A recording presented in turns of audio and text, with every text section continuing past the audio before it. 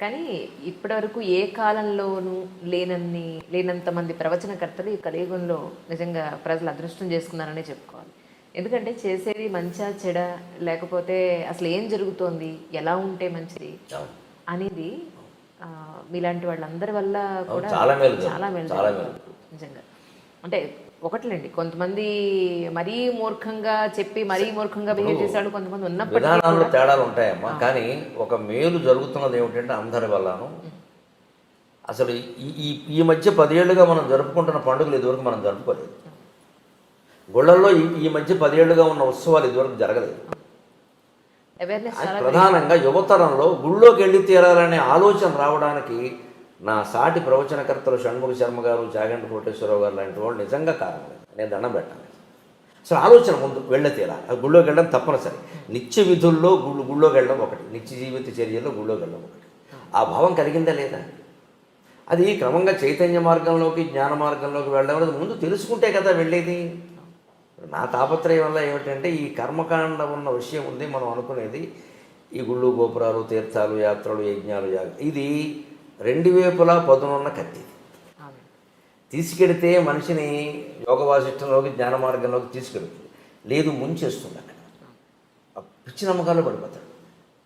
వెళ్ళడం మంచిదే, కానీ ఎప్పుడైనా వెళ్ళలేకపోతే అయ్యో వెళ్ళలేకపోయాను బెంగట్టుకోక్కర్లేదు. పైగా ఏమిటంటే సోమవారం శివుడు గుడిని, ఆంజనేయ స్వామి, మంగళవారం ఆంజనేయ స్వామి టైం టేబుల్ పెట్టేసరికి మంగళవారం పొరపాటు శివుడి గుడిలో కడితే ఏమన్నా అవుతుందేమో అన్న బెంగ. ఇదే మీరు అనుకునే మూర్ఖత్వం. ఇవి పెరిగిపోతాయి సహజంగా. అంటే ప్రవచనకర్తలు ఎవరైనా, నేనైనా వారైనా జాగ్రత్త తీసుకోవాల్సింది, మనం ఇది చెబుతున్నది వారు ఒక క్రమశిక్షణతో ఒక పద్ధతిలో ఉండడానికి, కానీ ఇదే అంతిమ లక్ష్యం కాదు. గుడి అనేది ఒక శిక్షణ కేంద్రం. మనం భగవంతుడికి ప్రత్యేకంగా అక్కడ విగ్రహాన్ని ఏర్పాటు చేసి, అది ఎంతైనా అది విగ్రహం. ఆ విగ్రహం దెబ్బతినకుండా చూడాలి. కానీ ఇంకా చెంబుడు పాలు పోస్తే ఒక ఫలం, బిందెడు పాలు పోస్తే ఒక ఫలం అని చెబితే అందరూ బిందె పోస్తారు. 1000 బిందెలు పోస్తే శివుడు ఏమవుతాడు? నా తాపత్రయం అలా. నేను చెబుతున్నది అదే. కొంతమందికి నచ్చచ్చు, నచ్చకపోవచ్చు, ఏదో వారిని వ్యతిరేకించారంటారు, వీరిని ఏదో అన్నారంటారు. అవన్నీ నాకు అనవసరమైన విమర్శలు, అవన్నీ నేను ఎప్పుడు పట్టించుకోను. దాని గురించి కాదు అసలు ఆలోచించాల్సింది. విగ్రహారాధన దేనికి? ప్రతీకాత్మకంగా జరగాలి విగ్రహారాధన. అదే లక్ష్యం అన్నట్టుగా మాట్లాడద్దు. అది లక్ష్యం కాదు, ఎక్కడా చెప్పలేదు ఆ విషయం. ప్రతీకాత్మకంగా జరగాలి. శంకరాచార్య చెబుతారు స్పష్టంగా వేదాంత సార సంగ్రహం. కషాయే కర్మభిః పక్వే తతో జ్ఞానం ప్రవర్తతే. ఆయుర్వేద వైద్యులు కషాయాన్ని తయారు చేస్తుంటే ఈ తెడ్డు పెట్టి తిప్పుతూ ఎప్పటికప్పుడు పాకం చూసుకుంటాడు, పాకం సరిగ్గా ఉందా లేదా, పాకం సరిగ్గా ఉందా. అలా మనం చేసే సత్యనారాయణ వ్రతం సహా, పెళ్ళిళ్ళు సహా, ఉపనయనాలు సహా, ఇదెందుకు ఆ ప్రయోజనం నెరవేరిందా లేదా అని చూసుకోవాలి. లేకపోతే ఒట్టి కర్మకాండ మిగిలిపోతుంది అక్కడ. సత్యనారాయణ వ్రతం ఒకసారి చేసేవాడు అంటే వాడు అబద్ధం ఆడకూడదమ్మా. వీళ్ళు అలాంటి మనిషిని చూపించగలరా? నేను 100 సార్లు చేశాను, అన్నవరం వెళ్ళాను, ప్రతి ఏకాదశికి చేయించుకుంటాను అన్నవాళ్ళు కొన్ని వేల మంది ఉన్నారు. వీళ్ళందరూ అబద్ధాలు ఆడకుండా ఉంటే ఇన్ని కేసులు కోర్టులో పెండింగ్లో ఉండవు. న్యాయమూర్తులకి ఇంత ఇబ్బంది ఉండదు. ఆ తత్వం సత్యనారాయణ వ్రతం అంటేనే సత్యవ్రతం. ఆయన ఎప్పటికీ సత్యదేవాయ నమః అంటారు, అంతే కదా. ఇప్పుడు ఫోన్ మాట్లాడితే నేను హరి ఓం అంటే ఇప్పుడు సత్యదేవాయ నమః అంటారు. వాళ్ళ అన్నయ్య అంతే, సత్యదేవాయ నమః అంటారు.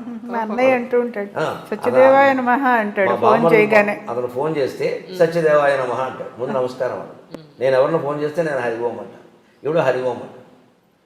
సత్యదేవుడు అంటే ఎవరు? సత్యవ్రతం. నారాయణ పక్కన పెట్టండి. సత్యవ్రతం అంటే సత్యవ్రతం ఎక్కడ ఉంటుందో నారాయణమూర్తి అక్కడ ఉంటాడు. కానీ ఆకులు పువ్వులు అరటిపండు పెట్టేసి నేను ఏకాదశి కల్లా చేశానంటే ఎందుకు? అన్ని వ్రతాలు పని లేక. సత్యం మాట్లాడు, అబద్ధం మాట్లాడకుండా ఉండు. అది ఎందుకు పాటించరు? పైగా ఇవేమీ చెప్పకుండా దీనివల్ల అతి ఫలితం ఉంటుంది, అది ఉంటుంది, ఇది ఉంటుంది. ఇక సత్యనారాయణ వ్రతం చేస్తే దోషాలన్నీ పోతాయి. పైకి అబద్ధాలు ఆపడం దోషం పోయింది అనుకుంటాడు. దానివల్ల ప్రపంచంలో ఏమైనా మేలు జరగకపోక కీడు జరుగుతుంది. నా పోరాటం వల్ల అది నచ్చకపోవచ్చు. చాలా పేర్లు పెట్టారు నాకు తెలుసు. నాస్తికుల్లో ఆస్తికుడు అన్నారు, ఆస్తికుల్లో నాస్తికుడు అన్నారు. ఏమన్నా నా పేరు గరిగిపట్టి నరసింహారావు. వీడు పెట్టే పేరు నాకు అక్కలేదు, మా అమ్మ పెట్టిన పేరు ఉంది అనుకోని. అది సమస్య కాదు. అసలు సమస్య ఏంటి? ఇప్పుడు అమరనాథ్ యాత్ర ఉంది. చాలా యాతన పడి మంచులింగాన్ని చూడాలని మైళ్ళ కొద్దీ నడిచి ఏదో డోలీలు అవి ఎక్కి ప్రాణాలు పణంగా పెట్టడమే సుమారుగా. అలాగే ఇప్పుడున్న తీవ్రవాద భయంలో మరీ ప్రమాదం. ఇంత చేస్తున్నప్పుడు దాని సారాంశాన్ని గ్రహించకపోతే ఎలాగా? నా తాపత్రయం అది.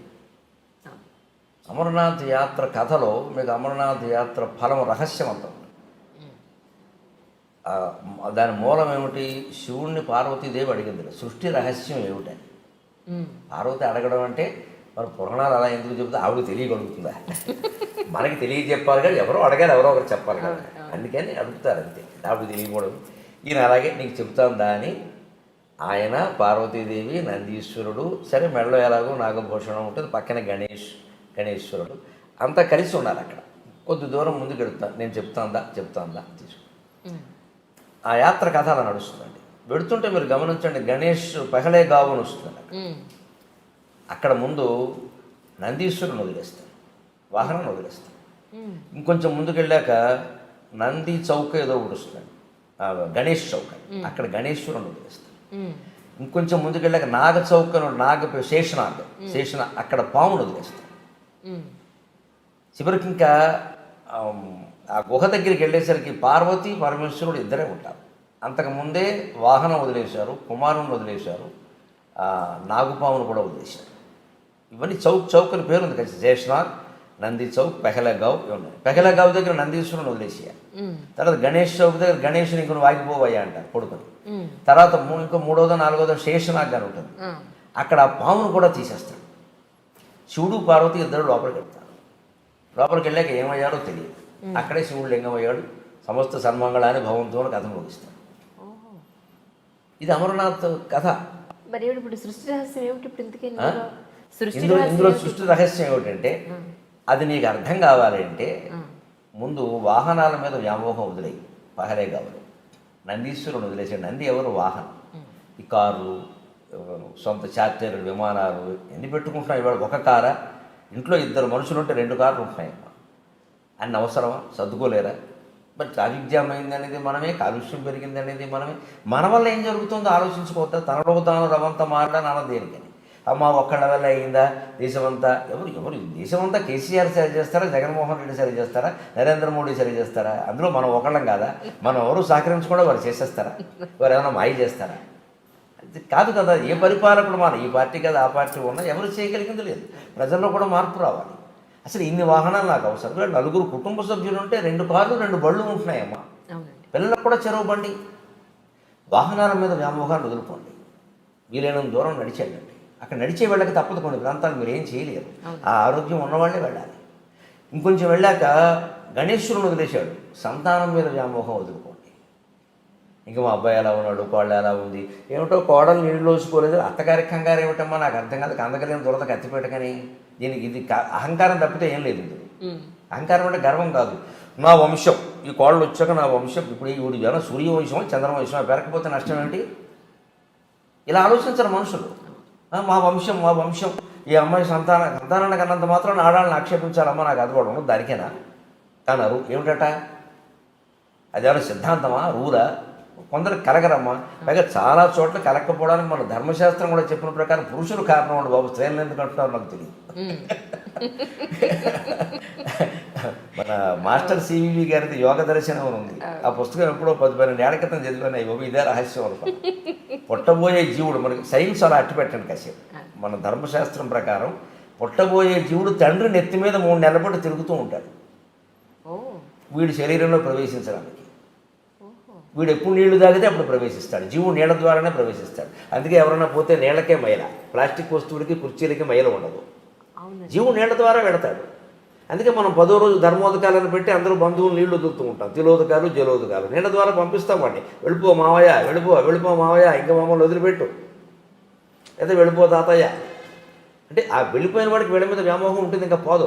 నీళ్ళు వదిలేస్తున్నామంటే వదిలేసాడు, పెద్ద కొడుకు కూడా వదిలేసాడు, మా అమ్మాయి కూడా మా ఆవిడే వదిలేసింది, ఏం చేస్తా అని ఇంకా జీవుడు వెళ్ళిపోవాలి. ఇంక పెంచుకోకూడదు. అది వాడికి సంకేతం. ఆ మంత్రాలు అలాగే ఉంటాయి. ఆ మంత్రాలు అర్థం అదే. కర్మకాండ చాలా గొప్పది. ఆ మంత్రాలు అలాగే ఉంటాయి అర్థం. అది ఎవరు చెప్పరు, ఊరికి టెక్నికల్ చేశారు. ఈ నీళ్లు వదిలేయడం ఉంది. ఈ వ్యామోహాలు వదులుకోకపోతే అలాగే పడుతూ ఉంటాడు ఇంక తాపత్రయం. అందుకని సంతానం మీద వ్యామోహం వదులుకో. 60 ఏళ్ళు వచ్చాయి నీకు. కొడుకు కోళ్ళు పిల్లల్ని కన్నారా లేదా అనవసరం. ఎందుకంటే కనడం అనేది కేవలం సైన్స్ రీత్యా ఎలా ఉన్నప్పటికీ యోగశాస్త్ర రీత్యా కూడా, పూర్వజన్మ కర్మఫలం రీత్యా కూడా యోగం మొగాడుకుంటేనే సంతానం కలుగుతారు. ఆ యోగం మొగాడిది ఆడాళ్ళకి సంబంధం లేదు. ఈ 3 నెలలు ఈ జీవుడు పురుషుడు నెత్తి మీద తిరుగుతూ ఉంటాడు. వీడు ఎప్పుడు నీళ్లు తాగితే అప్పుడు ప్రవేశిస్తాడు వీడు. అందుకని మనకి కొత్త దంపతులను తీర్థయాత్ర చేయమని చెబుతారు. సంస్కృతి ఎంత గొప్పదో ఆలోచించాలి. కొత్త దంపతులు చేయాలి తీర్థయాత్ర. 72 ఏళ్ళు వచ్చాక ఎందుకమ్మా యాత్ర, ఎక్కలేరు దిగలేరు. దురదృష్టం ఏంటంటే 60 ఏళ్ళు దాటిన వాళ్ళే చేస్తారు. పైగా వయసులో చేయండి, సంపాదించుకున్న వయసులో ఇవన్నీ ఏమిటంట.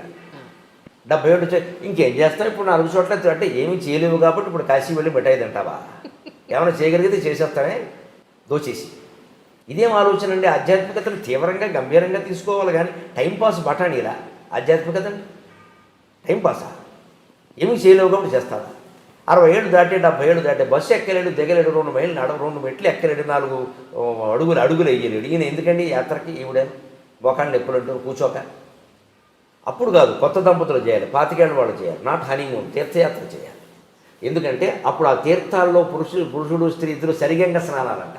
సరిగంగ స్నానం అంటే ఇద్దరు చెయ్యి పుట్టును కలిసి స్నానం చేయడం, సరిగంగ స్నానం, సమానంగా ఇద్దరు. ఆ స్నానం చేసినప్పుడు అప్రయత్నంగా నీళ్లు నోట్లో కడితే తాగితే ఈ జీవుడు ప్రవేశిస్తే ఆ తీర్థ ప్రభావం వల్ల మంచి పిల్లాడు పుడతాడమ్మా, మంచి అమ్మాయి పుడుతుంది. ఓ సక్కుబాయి పుడుతుంది, ఓ తుకారాం పుడతాడు, ఈ తుక్కురాములు పుడుతున్నారు అందరూ. తీర్థ ప్రభావం అంటే అది. వీడు గ్లాసులు మంచినీళ్ళు తాగిన ప్రవేశిస్తాడు, కానీ గ్లాసుడు వాడే పుడతాడు, వ్యాసుడు పుట్టాడు. ఎందుకంటే పుట్టబోయే జీవుడికి తీర్థంలో మనం సేవ చేస్తే వ్యాసుడు శరీరం వస్తుంది. ఈ ఇంట్లో ఆ నీళ్లు తాగితే గ్లాసుల శరీరం వస్తుంది. ఏ శరీరం ఇవ్వాలి? ఆ లోపల ఉన్న జీవుడు ఎంత ప్రతిభావంతుడైనా ఉపాధి సరైనది కాకపోతే ఆ ప్రతిభ వ్యక్తం కాదు. ఒక మహామేధా ఉంటాడు, గొప్ప ఏదో చేయగలడు, క్యాన్సర్ వచ్చింది ఏం చేస్తాడు, జ్వరం ఎప్పుడూ రోగమే ఏం చేస్తాడు, ఇది రహస్యం. అలాగా ఆ యోగాన్ని బట్టి ఏం చేయాలి, సంతాన యోగం లేదు కలగదు, వదిలేయండి ఆ విషయాన్ని. దాని గురించి అంత ఆపత్రయపడతారు. ఆస్తులు దాన ధర్మాలు చేసుకోండి, జలసాలు చేయండి, సుఖంగా తిరగండి. రైల్లో సెకండ్ స్లీపర్లో వెళ్ళే బదులు ఏసీలో వెళ్ళండి, విమానం ఎక్కి వెళ్ళండి. ఎందుకు మూటకట్టి కొడుకు ఇచ్చి కోడలకి ఇచ్చి మళ్ళీ వాళ్ళు పిల్లల్ని కనలేదని వాళ్ళు ఇంకా వృద్ధి చేయలేదు ఏంటి నస? ఇదే గణేష్ను వదిలేయడం, అక్కడ సంతానం వదిలేసి తర్వాత చూడండి, అతి ముఖ్యమైనది జీవితంలో మనం ధనమైనా వదులుతాం, వాహనమైనా వదులుతాం, సంతానం మీద వ్యామోహమైనా వదులుతాం, కానీ చచ్చే వరకు పోనది. చచ్చాక చుట్టప్పుడు కూడా భయపడేది భయాన్ని వదలలేము. భయానికి సంకేతం పాము, భయాన్ని వదిలే. భయానికి సంకేతం పాము, ఎందుకంటే పావును చూడగానే భయపడతాం. మనసు పాము అన్న మాట మీద భయపడతాం. పైగా పూర్వకాలపు నాగరికతలో పాములు ఇళ్లలోకి వచ్చేవి సహజంగా. మట్టిళ్ళు పల్లెటూళ్ళు పొలాలకు దగ్గరగా ఉండేవి, పాము రాకపోతే ఏమొస్తాయి. అందుకని పాము చూసి భయపడేవాడు. ఆ భయం పోగొట్టుకోవాలి. దానికే మనకు నాగుల చవితి పెట్టారు. నాగుల చవితి నాడు పుట్ట దగ్గరికి ఆడవాళ్లే పెడతారు మగవాళ్ళ కంటే ఎక్కువ. అక్కడ పాము కనపడ తీరాలి, దానికి పాలు పోస్తారు, తాగినా తాకపోయినా సరే. పాము పాలు తాగదు అని 14 లోకాల్లో అందరికీ తెలుసు, ఎవడు చెప్పక్కర్లేదు. కానీ మన వాళ్ళు మానరు, మళ్ళీ వెళ్ళిపోస్తారు. నేను చూస్తుండగా తాగింది, ఈవిడ తాగిందేమో అది తాగలేదు. ఈ కబురు చెప్పద్దు. ఇక్కడ శాస్త్రీయ విజ్ఞానాన్ని మనం అంగీకరించాలి. శాస్త్రీయ విజ్ఞానం ఎప్పుడూ మతానికి వ్యతిరేకం కాదు. అవసరమైతే మతాన్నే సరి చేసుకోవాలి, విజ్ఞానాన్ని ఆక్షేపించదు. విజ్ఞానమే. వాడు చచ్చి చెడి కనిపెట్టారమ్మా, ఐన్స్టీను, ఎడిసన్, బల్బులు నేను పని లేక దాని మతం పేరు మీద దాన్ని కొట్టేస్తే అలాగా. గెలీలియో కనిపెట్టినవన్నీ నిజం కదా, కోపెర్నికస్ కనిపెట్టిన నిజం కదా. మన మహర్షులు కూడా అలాంటి వాళ్ళేనండి. వాళ్ళని గడ్డాలు పెంచేసి వాళ్ళని మతవాదులు చేశాము. వాళ్ళంతా ఋషులు, శాస్త్రవేత్తలు. అలాగే మీరు ఈ ధనము సంతానం అయిపోయాక భయాన్ని వదిలేయాలి. భయానికి సంకేతం పావు. నువ్వు ఆ భయాన్ని వదిలేయాలంటే ఒకటే సూత్రం అండి, ఏకమేవ అద్వితీయం బ్రహ్మ. యదాఖ్యేవేష ఏతస్మిన్నుదరమంతరం కురుతే అథ తస్య భయం భవతి ద్వితీయాద్వై భయం భవతి అని వేదం చెబుతుంది. ఈ మొత్తం సృష్టిలో నువ్వు ఒక్క విషయాన్ని నీకంటే నువ్వు వేరు చేసిన వ్యక్తిని కానీ విషయాన్ని కానీ నువ్వు భయపడి తీరతావు. వాడు వేరు నువ్వు వేరు అనగానే వాడు ఎక్కువ నేను ఎక్కువ, వాడో నేను తేల్చుకోవాలి, భయం వచ్చేస్తుంది. అంటే వాడిని నేను గెలవగలనా లేదా? అంతా ఒక్కటే అని గ్రహించగలిగితే ఎవరు గెలిచినా ఒకటే, ఎవరు ఓడినా ఒకటే. సెమీస్లో భారత్ ఓడిపోయిందని అంత ఏడవక్కర్లేదు. ఇప్పుడు ఓడిపోతే న్యూజిలాండ్ వాడు ఏడవడా? వాడు గెలిచాడు, మనం సంతోషించాలి. ఓడిపోయిన కారణాలు వెతుక్కుందాం, ఇంకేదైనా కాస్త బాగా చేసుకుందాం. అంతేగాని ఇంక మొత్తం క్రికెట్ అభిమానులంతా తయారయ్యి జట్టు కెప్టెన్ని తిట్టేసి వాళ్ళని తిట్టేసి వీళ్ళని తిట్టేస్తే ఇదివరకు విజయాలు సాధించిన వాళ్ళంతా ఇప్పుడు వెర్రాళ్ళు అయిపోయినట్టేనా? అలా అనబట్టి వాళ్ళ మీద ఒత్తిడి పెరుగుతుందమ్మా. గెలవడం ఓడడం అనేది ఎన్నికల్లో ఈ క్రికెట్లో చాలా సహజమైన విషయం. అది దాన్ని అంత ఇదవసరపల్ల అసలు ఈ సెమీస్లో ఓడిపోయి కప్పు రాదంటే ఆత్మహత్య చూసుకున్న వాళ్ళు కూడా తయారైపోతారు వాళ్ళ దగ్గర. అంత తీవ్రంగా తీసుకోవాలి. యుద్ధాన్ని సైతం ఆటగా భావించిన జాతి ఇవాళ ఆటను యుద్ధంగా భావిస్తుంది. ఏం కర్మ వచ్చింది? ఇది ఆధ్యాత్మికత తెలుసుకోవడం. అంటే ధన వ్యామోహం వదిలేయి. వాహన వ్యామోహం వదిలే, సంతాన వ్యామోహం వదిలే, భయం కూడా వదిలే, ఉన్నదంతా ఒకే శివుడు ఒకే శివుడు ఒకే శివుడు అని తెలుసుకుని గుహలోకి వెళ్ళడం అంటే గుండె గుహలోకి వెళ్ళడం. గుండె గుహలోకి వెళ్ళడం. అణోరణీయాన్ మహతో మహీయాన్ ఆత్మా గుహాయాం నిహితోస్య జంతోహో. అణువుల కంటే అణువైనది, సూక్ష్మం కంటే సూక్ష్మతరమైంది, మహత్తరమైన వాడి కంటే చాలా పెద్దది మహత్తరమైన ఆత్మ భగవత్ తేజస్సు ఎక్కడుందంటే ఆత్మా గుహాయాం నిహితో. నీ గుండె గుహలో ఉందయ్యా, ఎక్కడా లేదయ్యా, దాన్ని పట్టుకోవయ్యా, దాన్ని పట్టుకోవయ్యా. అది తెలుస్తుంది సృష్టి రహస్యం. ఏమీ లేదు, ఇది మాయ అని. లోపలికి వెళ్ళాక ఇద్దరూ మాయమవుతారు. అక్కడ 2 చిలకలు ఉంటాయి, గమనించండి. ఆ చిలకలు వాళ్ళేనమ్మా. లోపలికి వెళ్ళాక చెప్పి వాళ్ళిద్దరూ మాయమయ్యారు, గమనించండి. పైగా అక్కడ ఏర్పడింది ఏమిటి? మంచులింగం. మంచులింగం 6 నెలలు ఉంటుంది, కరిగిపోతుంది. సృష్టి ఉంటుంది, కరిగిపోతుంది. అది మంచు వల్ల ఏర్పడింది. మంచు పోగానే వేసవకాలం రాగానే కరిగిపోతుంది. ఈ సృష్టి కూడా అంతే. ఏదో పుట్టావు, పెరుగుతున్నావు, అస్థి జాయతే వర్ధతే క్షీయతే పరిణమతే నశ్యతే, పోతావు. దాని గురించి ఇంత బెంగ ఎందుకు? ప్రతి పరిణామంలో ఆనందంగా ఉండు. వృద్ధాప్యంలో కొన్ని సుఖాలు ఉన్నాయి, బాల్యంలో కొన్ని సుఖాలు ఉన్నాయి, యవ్వనంలో ఎలాగో సుఖాలు ఉన్నాయని అంటూనే ఉన్నాం. వృత్తిలో కూడా సుఖం ఉంది. ఈ మొత్తం అంతా ఒక్కసారి వదిలిపోతుందంటే నన్ను అడిగితే మరణాన్ని మించిన వరం లేదు మనిషికి. మరణాన్ని మించిన వరం లేదు. రోగిష్టి వాడికి వరం అనొద్దు, సమస్యలు ఉన్నవాడికి వరం అనొద్దు, సుఖంగా ఉన్నవాడికి కూడా మరణమే వరం. మరణంలో మాత్రమే నిత్య సుఖం. ఇందులో ఏముందండి? ఊరికే తాపత్రయపడిపోతున్నారు కానీ అలాగే. అది లొల్లుకుందాం, ఇది లాక్కుందాం, ఏం చేసుకుంటారు లాక్కుని? ఎప్పటికైనా పోయేది. నువ్వు ఎంత గట్టిగా పట్టుకున్నవాడు ఇక్కడే ఉంటాడు, చేతులు ఇక్కడే ఉంటాయి, లోపల నుంచి జీవుడు ఎగిరిపోతున్నాడు. ఈ తత్వం తెలుసుకో. గుహలో ఏమీ లేదు, శూన్యం. అయితే సృష్టికి మూలమైంది శూన్యం అనడానికి వీలు లేదు. శూన్యం అనకూడదు. శూన్యం అయితే ఏమీ రాదు. కాబట్టి మన వేదాంతులు ఏం చెప్పారు? పూర్ణమిదం పూర్ణమదః పూర్ణాత్ పూర్ణముదచ్యతే పూర్ణస్య పూర్ణమాదాయ పూర్ణమేవావశిష్యతే. సృష్టికి మూలం ఉన్నది పూర్ణమయ, శూన్యం కాదు. పూర్ణం కాబట్టి అందులో అన్నీ ఉంటాయి కాబట్టి ఏదైనా వచ్చింది. శూన్యం నుంచి ఏమొస్తుంది? ఇతర మతాల వాళ్ళకి మనకి తేడా లేదు. సృష్టికి మూలం శూన్యం అని కొందరు చెప్పారు. అజ్ఞానం. శూన్యం నుంచి ఏది రాదు. సృష్టికి మూలం పూర్ణం. ఆ పూర్ణమే పరమశివుడు. ఇది అమర్నాథ్ కథ. ఈ యాత్ర కథ నాకు పత్రికలో నేను ఒక 5-6 ఏళ్ల క్రితం అనుకుంటాను, ఒక ఆంధ్రజ్యోతి పత్రికలో ఎక్కడో చదివా. నివేదన దాంట్లో ఇదే రహస్యం. ఇంక మనం వెళ్ళక్కర్లేదు అనుకున్నాం. ఇంక వెళ్ళక్కర్లేదు. మనం వదులుకోవలసింది వాహన వ్యామోహం, తర్వాత సంతాన వ్యామోహం, తర్వాత భయం, తర్వాత లోపల ఉన్నది పూర్ణ పదార్థం తెలుసుకోవడం. దీనికి అక్కడికి ఎందుకు వెళ్ళడం? అంత యాత్ర పడి ఇక్కడే తెలుసుకోవచ్చుగా. మంచులింగం 6 నెలలు ఉండి 6 నెలలు కరిగిపోయినట్టే మన జీవితం కూడా అంతే. 6 నెలల్లో కరిగిపోతుంది అనుకుంటే అయిపోయాయి. ఇప్పుడు అమరనాథ్ యాత్ర ఫలం చూడకపోయినా నాకు వచ్చింది, కానీ చూసిన వాళ్ళకి ఎంతమందికి వచ్చిందో నాకు తెలియదు. మేము ఎంత కష్టపడ్డాం, ఎంత కష్టపడ్డాం. పుణ్యం వచ్చేస్తుంది అనుకునే వాళ్ళు అది దానివల్ల పుణ్యం ఆశిస్తారేమిటి? జ్ఞానం వస్తుంది, కానీ పుణ్యం రాదమ్మా, జ్ఞానం వస్తుంది. అసలు ఈ పుణ్యం జ్ఞానం కంటే ఎక్కువ అనుకోవడం ఉంది. ఇది మూర్ఖత్వం. పుణ్యం అంటే అదో మూట, ధాన్యపు మూట, పాపపు మూటలాగే పుణ్యపు మూట. పుణ్యానికి పాపానికి తేడా ఏమిటో తెలుసా? పాపం ఇనప సంఖ్యల, పుణ్యం బంగారు సంఖ్యల. ఒకటే సింపుల్ డిఫరెన్స్. పాపం ఇనప సంఖ్యల, పుణ్యం బంగారు సంఖ్యలే బంగారమైన. మమ్మల్ని కట్టి పడేసిన తర్వాత ఆ గొలుసు ఇనప గొలుసా బంగారు గొలుసా అని మీరు ఆలోచించారు. ముందు తీయవయ్యా బాబు అంటారు. మీకు స్వేచ్ఛ కావాలి. అంతేకాదు కట్టారు కానీ బంగారం గొలుసుతో కట్టారు అని దాంతో సెల్ఫీ దిగుతారా? ముందు మనకు స్వేచ్ఛ కావాలి కదా సంఖ్యల నుంచి. అది బంగారు సంఖ్యలు అయితే మనకేమిటి? పుణ్యం బంగారు సంఖ్యలు. ఎందుకు కోరుకుంటున్నారు దాన్ని? దానికోసం యాత్రలు చేయడం, దానికోసం దానం చేయడం, దీనికోసం ఫలితం అండి అనడం, గరుడ పురాణం ఇంట్లో ఉంటే పాపం ఆడడం, దీనికి అంతంత భయం. ఏం చేసుకుంటావు ఈ పుణ్యాన్ని? అది బంగారు సంఖ్యల, నేను కట్టిపారేసింది. ఇనప సంఖ్యలకి బంగారు సంఖ్యలకి తేడా అయినది సంఖ్యలైనంత వరకు. మీరు ఆ బంగారు సంఖ్యలు కట్ చేసి మీకు ఇస్తే తాకట్టు పట్టుకొచ్చుంటే పెట్టుకుందాం, దానివల్ల ప్రయోజనం. అందుకే సంఖ్యలుగా ఉన్న తర్వాత ఏదైనా ఒకటే. అంటే పుణ్యం కూడా మనిషి వాంఛించడానికి వీలేదు. అసలు మీరు అన్నిటికీ అతీతమైన జ్ఞానమే పొందాలి.